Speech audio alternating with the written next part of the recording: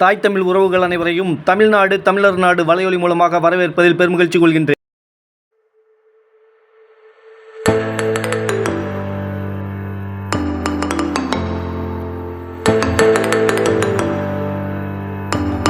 சனாதானம், ஜாதி ஒழிப்பு, மத ஒழிப்பு அப்படிங்கிறத பேசுபொருளாகவே வச்சுக்கிட்டு தமிழர்களின் நலன்களை வளங்களை மத்திய அரசு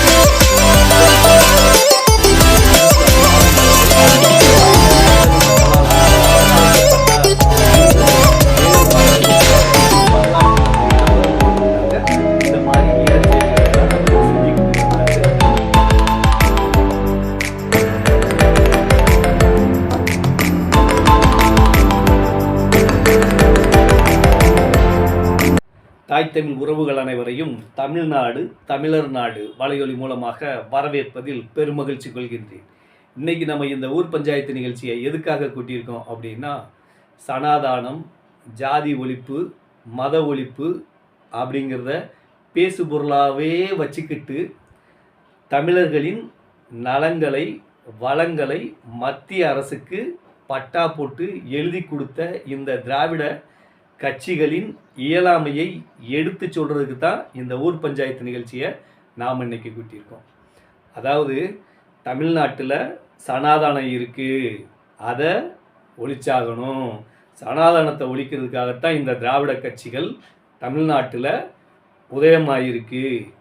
தலித்துகளுக்கு விடுதலை பெற்று கொடுக்கறதுக்கு தான் இந்த திராவிட கட்சிகள் உதயமாயிருக்கு அப்படின்னு ஒரு அமைதியை கெடுக்கிற ஒரு வேலையை இந்த திராவிட கட்சிகள் செஞ்சுக்கிட்டு தமிழ்நாட்டில் இருந்துக்கிட்டு இருக்கு. அதே போல் ஜாதியை ஒழிக்கிறதுக்காகத்தான் இந்த திராவிட கட்சிகள் உருவாகியிருக்கு. 75 வருஷமாக நாங்கள் அதுக்காகத்தான் பாடுபட்டுக்கிட்டு இருக்கோம் அப்படின்னு சொல்லி ஒரு மாயையை உருவாக்கி இந்த அடித்தட்டு மக்களின், அதாவது தலித்தென தன்னை கூறிக்கொண்டு இருக்கின்ற திருமாவளவன் போன்ற கைக்கூலிகளின் கட்சிகளை கையில் வைத்து கொண்டு இந்த மாதிரி ஈனச் செயல்களை, அதாவது தலித்துகளை போன்றவர்களுக்கு நாங்கள் விடுதலை பெற்று தரவே இந்த ஜாதி ஒழிப்பு கட்சியான திராவிட கட்சியை உருவாக்கி நாங்கள் இன்னைக்கு நடத்திக்கிட்டு இருக்கோம் அப்படின்னு ஒரு பொய்யான தமிழ்நாட்டின் அமைதியை கெடுக்கிற வேலையை இந்த திராவிட கட்சிகள் கடந்த 75 வருஷமாக செஞ்சுக்கிட்டே வந்துக்கிட்டு இருக்காங்க. அதே போல் மதத்தை ஒழிக்கணும், மதம் பாரதிய ஜனதா கட்சி போன்ற மதவாத கட்சிகள் ஆட்சி அதிகாரத்துக்கு வந்துருச்சுன்னா தமிழ்நாடு சூறையாடப்படும். அதில் முக்கியமாக பாதிக்கப்படுறது கிறிஸ்தீனு, முஸ்லீமு, தலித்துக்கள் போன்றவர்கள் முக்கியமாக பாதிக்கப்படுவாங்க. அதனால் அவர்களை பாதுகாக்கிறதுக்கு தான் இந்த திராவிட கட்சிகள் கடந்த 75 வருஷமாக போராடிக்கிட்டு இருக்கு அப்படின்னு சொல்லி இந்த 75 வருஷமாக இந்த திராவிட கட்சிகளான திமுகவும் அதிமுகவும் தமிழக மக்களிடையே தமிழக மக்களின் அமைதியை கெடுத்து தமிழக மக்கள் மத்தியிலே ஒரு பதட்டமான சூழ்நிலையை உருவாக்கி வைத்து கொண்டு தமிழர்களிடையே மோதல் போக்கினை ஏற்பாடு பண்ணி வைத்து கொண்டு தமிழர்களிடையே மோதலை எந்த நேரமும் உருவாக்கி விடக்கூடிய, பற்ற வைத்து விடக்கூடிய ஒரு சூழ்நிலையை, மோதல் சூழ்நிலையை உருவாக்கி கையிலே வைத்து கொண்டு விளையாடி கொண்டு இருக்கிறது கடந்த 75 ஆண்டுகளாக. ஆனால் இந்த 75 ஆண்டுகளும் இந்த திமுக தான் ஆட்சிக்கு, திராவிட கட்சிகள் தான் ஆட்சி அதிகாரத்துக்கு வந்திருக்கு. இந்த திராவிட கட்சிகள் எந்த சனாதானத்தை ஒழிச்சிருக்கு அப்படின்னு பார்த்தீங்கன்னா ஒன்றுமே இருக்காது. சனாதானத்தை ஒழிச்சாங்களா அப்படின்னா ஒழிக்கவே இல்லை. அதே போல் ஜாதி மதங்களை இவங்க ஒழிச்சிருக்காங்க அப்படின்னு பார்த்தீங்கன்னா ஜாதி மதங்களையும் எந்த ஜாதியவும் இவங்க ஒழிக்கலை. மாறாக ஜாதிகளை வளர்த்துருக்காங்க, ஜாதி சண்டைகளை உருவாக்கி விட்டுருக்காங்க, ஜாதி கலவரங்களை இந்த திராவிட கட்சிகள் உருவாக்கி விட்டுருக்காங்க. அதன் மூலமாக ஆட்சி அதிகாரத்துக்கும் இந்த திராவிட கட்சிகள் வந்திருக்கு அப்படின்னா அது மிகையாகாது. அதே வேளையில் மதத்தை இவங்க ஒழிச்சிருக்காங்களா அப்படின்னா அப்படியும் கிடையாது. மதவாத கட்சிகளான இந்து, முஸ்லீம், கிறிஸ்டின் போன்ற மதவாத அமைப்புகளோடு, மதவாத இயக்கங்களோடு கூட்டணி போட்டு தான் இவங்க ஆட்சி அதிகாரத்துக்கே வந்திருக்காங்க. இவங்க எப்படி மதத்தை ஒழிப்பாங்க? இவங்க ஒரு மதத்துக்கு இன்னொரு மதத்தோட சண்டையை மூட்டி விட செய்வாங்களே தவிர இவங்க மதத்தை ஒழிப்பாங்க அப்படின்னா நம்ம அதை கேட்டுக்கிட்டு கேனப்பை போல இருக்க வேண்டியது நம்மளுடைய தலைவிதின்னு தான் நம்ம போகணுமே தவிர இவங்க ஜாதியை ஒழிச்சிருவாங்க, மதத்தை ஒழிச்சிருவாங்க, நாட்டுக்கு நல்லது செஞ்சிருவாங்க அப்படின்னு நம்ம நினச்சா அது நம்மளுடைய முட்டாள்தனங்கிறத கடந்த 75 வருஷமாக இவங்க நமக்கு உணர்த்திக்கிட்டு தான் இருக்காங்க. அதுதான் நமக்கு புரியாமல் தெரியாமல் குருட்டு போன விட்டத்தில் பாஞ்சது போல் தேர்தல் வந்துச்சுன்னா எதற்காச்சும் ஒரு கழுதைக்கு ஓட்டை போடு அப்படின்னு சொல்லி ஓட்டை போட்டு கண்ட நாயெல்லாம் முதல்வரை ஆக்கி விட்டு இன்றைக்கி நம்ம தெருவில் நின்று போராடிக்கிட்டு இருக்கோம்.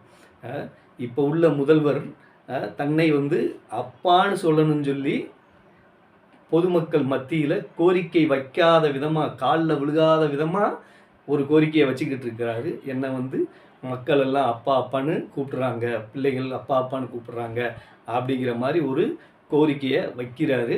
இது எதுக்காண்டி அப்படின்னா அவருடைய அடுத்த எதிர்காலத்தில் வரக்கூடிய சந்ததிகள் மு.க. ஸ்டாலின் அவர்கள் அப்பா என்று தமிழக மக்களால் அன்பாக அழைக்கப்பட்டார் அப்படின்னு பேர் வரணுங்கிறதுக்காக, தனது வரலாற்றில் அதை இடம்பெறணுங்கிறதுக்காக இந்த மாதிரி ஈனச் செயல்களையெல்லாம் அவர் செஞ்சுக்கிட்டு வர்றாரு அப்படிங்கிறத முதல்ல புரிஞ்சுக்கோங்க. அடுத்து நம்ம இந்த திமுக, அதிமுக, திராவிட கட்சிகள் ஒழித்த ஜாதி மத சனாதானங்கள் என்னென்ன அப்படின்னு கொஞ்சம் யோசித்து பார்த்தோம்னா ஒன்றுமே இல்லை. ஆனால் இதுங்க உருவாக்கி விட்ட பிரச்சனைகள் தான் எக்குத்தப்பானது. இந்த ஜாதியையும் மதத்தையும் சனாதானத்தையும் பேசுபொருளாக தமிழக மக்களிடையே தங்களுடைய ஊடகங்கள் மூலம் பரப்பி விட்டு கொண்டே இருந்து கொண்டு இவங்க மறைமுகமாக தமிழர்களின் வளங்களை, நிலங்களை மத்திய அரசு கையாண்டுக்கிடலாம், தன் இஷ்டப்படி வாங்கிக்கிடலாம், இஷ்டப்படி அதில் என்னென்ன செய்யணுமோ செஞ்சுக்கிடலாம் அப்படிங்கிற உரிமையை மத்திய அரசுக்கு, ஒன்றிய அரசுக்கு இவங்க தானமாக எழுதி கொடுத்தது போல் எழுதி கொடுத்துட்டு நம்மகிட்ட சனாதானம், சாதிகள், மதங்களை ஒழிக்கிறதுக்காகத்தான் இந்த திராவிட கட்சிகள் நாங்கள் உயிரோடு இருக்கோம், நாங்கள் உயிரோடு இருக்கந்தண்டிக்கும் சாதிகள் உள்ளே வந்துட முடியாது, மதங்கள் உள்ளே வந்துட முடியாது, சனாதானத்தை நாங்கள் ஒழிச்சே தீருவோம் அப்படின்னு பொய் பிம்பத்தை கட்டமைச்சு அதை தங்களுடைய ஊடகங்கள் மூலம் தமிழக மக்களாகிய நம்மளை நம்ப வச்சு இன்னமும் கழுத்தறுத்துக்கிட்டு இருக்கான்.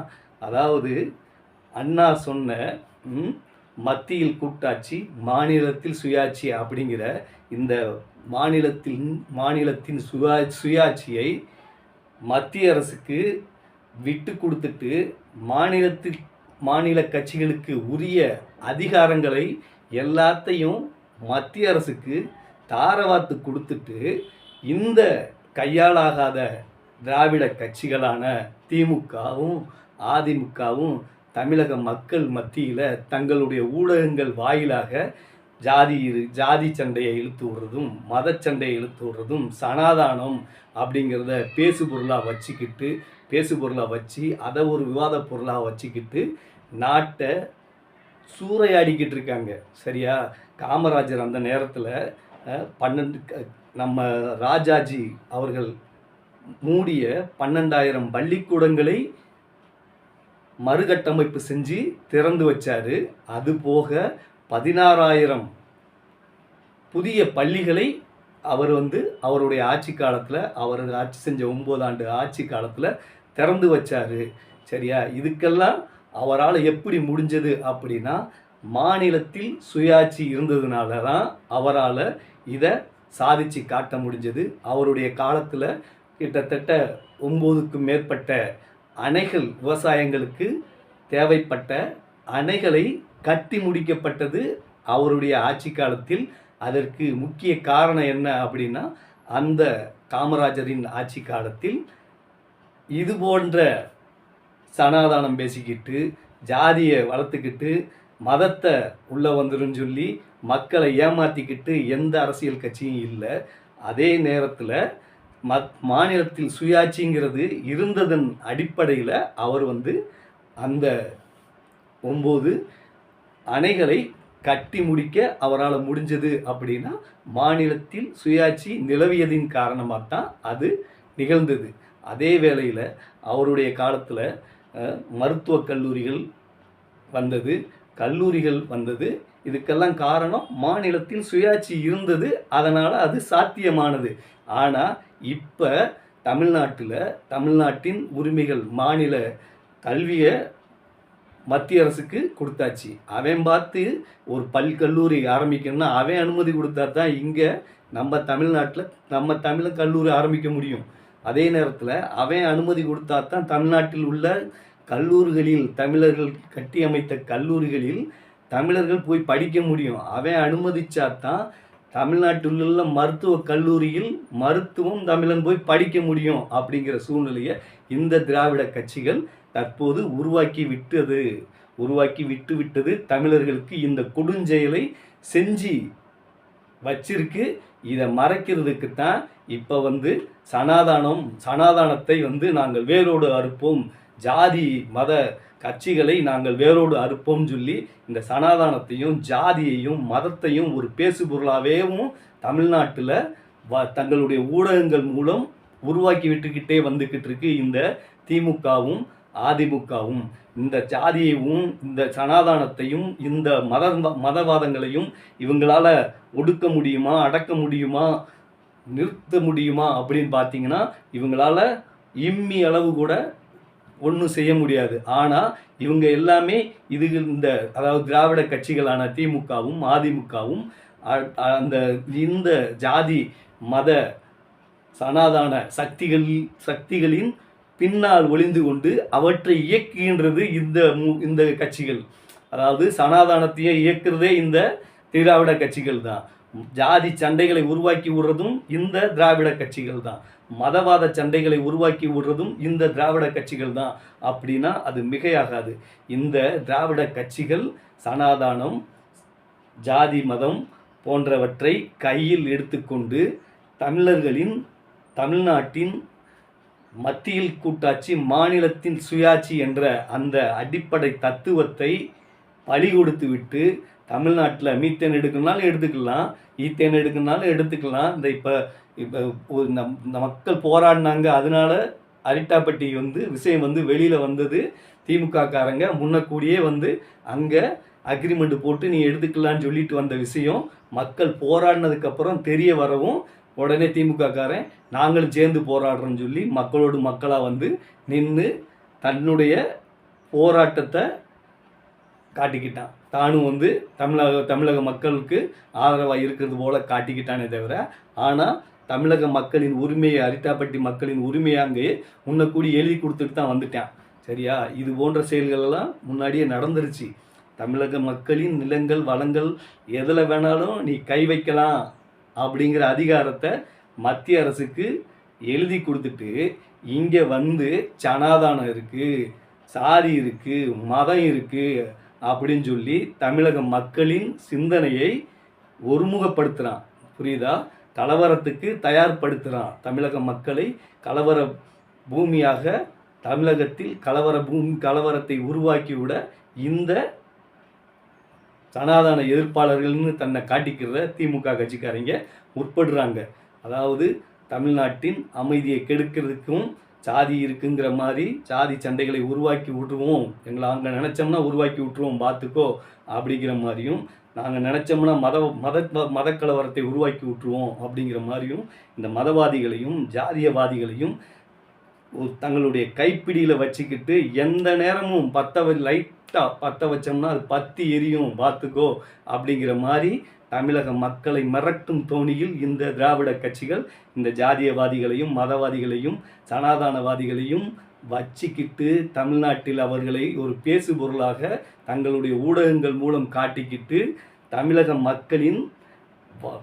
தமிழக மக்களின் உரிமைகளை மத்திய அரசுக்கு விட்டு கொடுத்துட்டு இங்கே போராடுறது போல தமிழர்களோடு இருந்து போராடுறது போல நடிச்சுக்கிட்டு இருக்காங்க அப்படிங்கிறத தமிழக மக்கள் தயவு செய்து புரிந்து கொண்டு இந்த திராவிட கட்சிகளின் போலி முகங்களை தோலிருத்து பாருங்கள் அப்படின்னு சொல்லிக்கிட்டு இந்த காணொலியை முடிக்கிறோம்.